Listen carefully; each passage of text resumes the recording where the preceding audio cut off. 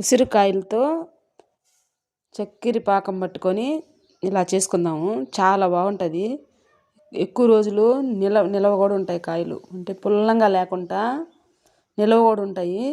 చక్కెర తీసుకొని ఒక గిన్నె తీసుకొని పొయ్యి మీద పెట్టుకుందాం. పొయ్యి మీద పెట్టుకొని కప్పు చక్కెర తీసుకుందాం. ఒక కప్పు చక్కెర తీసుకొని దాన్ని పోసుకొని కొంచెం నీళ్ళు వేసుకొని బాగా కరిగే వరకు పాకం వచ్చే వరకు తీసుకుందాం. కలిపెట్టుకుంటూ ఉంటే పాకం బాగా వస్తుంది.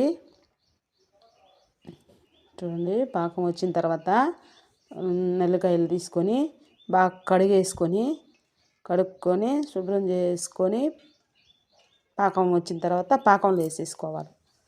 పాకంలో వేసేసుకొని బాగా ఉడకనిచ్చుకోవాలి. మన గులాబ్ జామ్ మాదిరిగా ఉంటుంది. చాలా బాగుంటుంది. మీరు కూడా ఒకసారి ట్రై చేయండి. ఇలా చేస్తే నిలవ కూడా ఉంటుంది.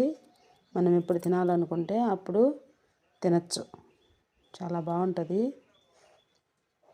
బాగా ఉడకనిచ్చి మగ్గిపోవాలండి ఉసిరికాయ బాగా.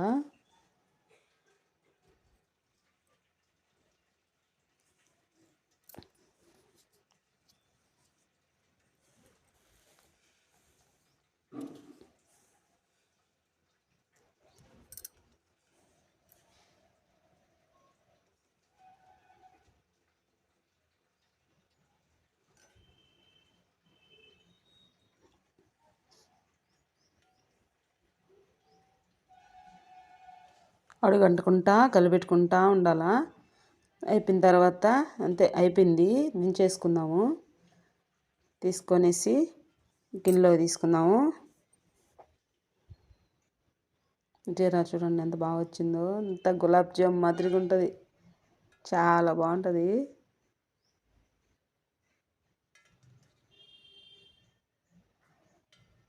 మీరు కూడా ఒకసారి ట్రై చేయండి.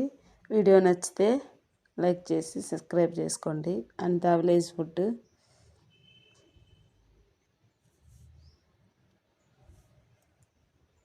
కాయ ఎంత బాగా వాడిపోయిందనో. బాగుంటుందండి.